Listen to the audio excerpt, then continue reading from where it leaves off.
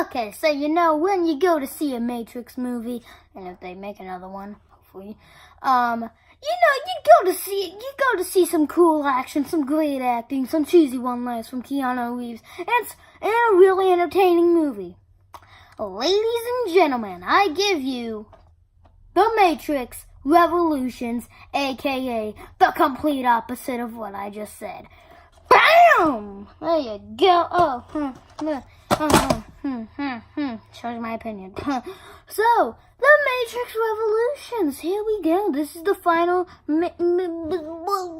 Matrix review. So, yeah, I haven't seen the Animatrix. Not a ton interested in it, because I'm not a big fan of anime, so, yeah. So, yeah, Matrix Revolutions. Well, at least let's talk about the good things. If there's any, I'm just kidding. There is! Thank God. So, there's only 2. Can you believe it? And they're actually kind of big kind of big positives. One is the Zion fight. It's really entertaining. There can be some slowness from time to time, but it's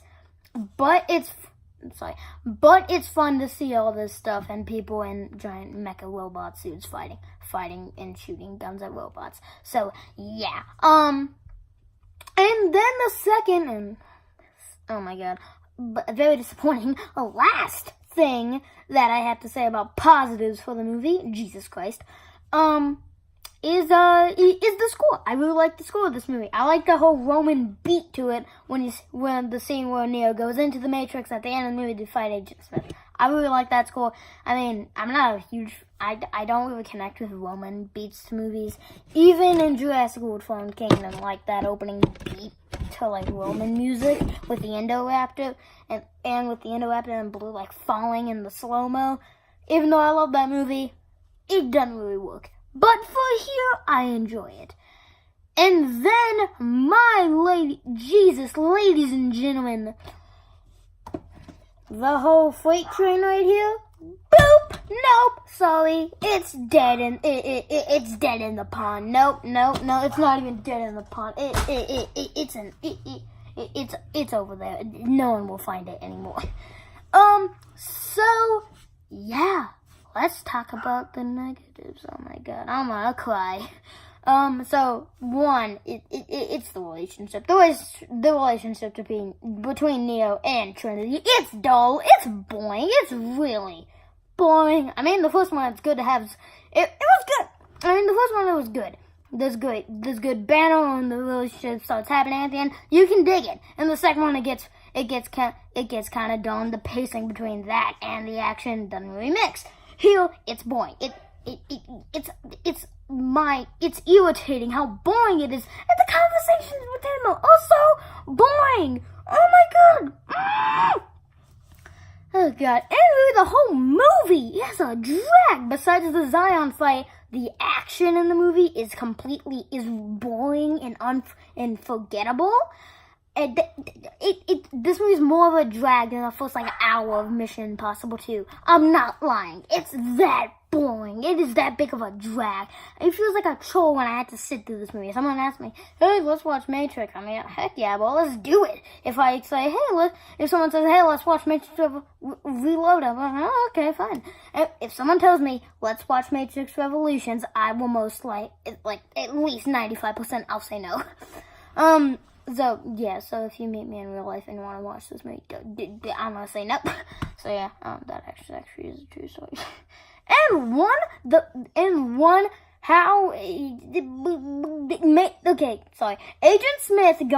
Agent Smith in the body of this guy, and then Neo, going at each other. Now that it's boring also. The scene where he's holding Trinity hostage at the gunpoint and Neo's just standing there and they're having a conversation. He says, Mr. Anderson, way too many times. You know how he says Mr. Anderson? He says, Mr. Anderson. He calls Neo Mr. Anderson because Neo is his half name. His real name is Thomas Anderson.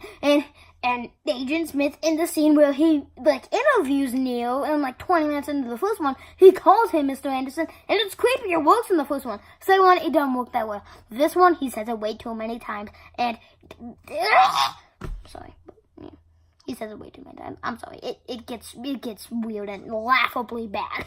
So, yeah.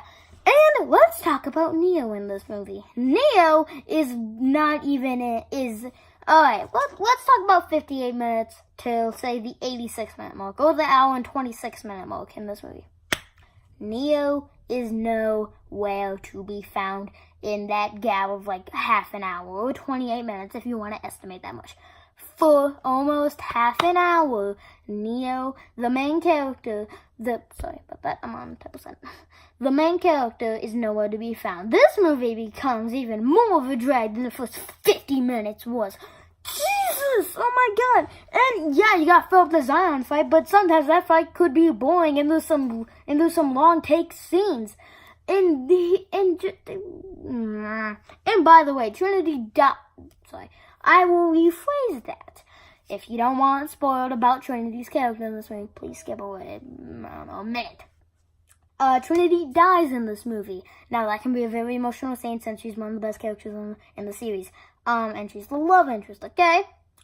That scene feels like it is, like, 25 minutes long. It's like the scene where Neo doesn't even, like, reject with her telling him that to go on the dangerous, like, life-threatening mission. Oh my god. So they're just laying down on the crashed ship on Zion, and they're just talking where Trinity has a ton of spikes in her belly and she's about to die. It's so boring, and it's not even that enjoyable to watch. Every time I want to watch this movie, I always skip that scene because it's so boring, and I have to skip most of the movie because it's so boring. Oh my god, it's boring. It's boring. It's really boring. I'm sorry. It just is. Oh god. And then the final fight happens, which is again some of what memoir. This is actually a scene. There's a shot in the scene that reminds me of that closing thing from Looney Tunes, you know. That's all, folks. And the little circle things that, like, close in. There's a shot. Neo, like, stands up and is about to get ready to fight a 3D-looking Agent Smith. And there's a bunch of, and he crashes through a Matrix building. He looks up and there's a bunch of, like, circles through the walls. Obviously, they don't come in, but it kind of reminds me of Looney Tunes, so, yeah. And the final fight is kind of boring. The CGI effects don't really work. I don't know if I'd say it's as bad as the effects in Matrix Reloaded, not the rubber people that I like to call them with, so, yeah. But yeah. Overall, guys, The Matrix Revolutions is a drag. It is not fun to watch. It is boring to watch. If I have to watch this movie, I will be looking at my phone, like at my watch or anything like that, until the 129 minutes is over. And yeah, that's my review. Now, it looks like I'm bashing on the movie, and I just despise everything about it. No, it's just a pain to get through because of how boring and uninteresting it is. So, yeah, there's my review of The Matrix Revolutions. I am very sad that I had to give this movie a D+. So, yeah, a D+. Wow, that's nice. So, went from a A+ to a B- to a B+. Biggest drop in quality ever.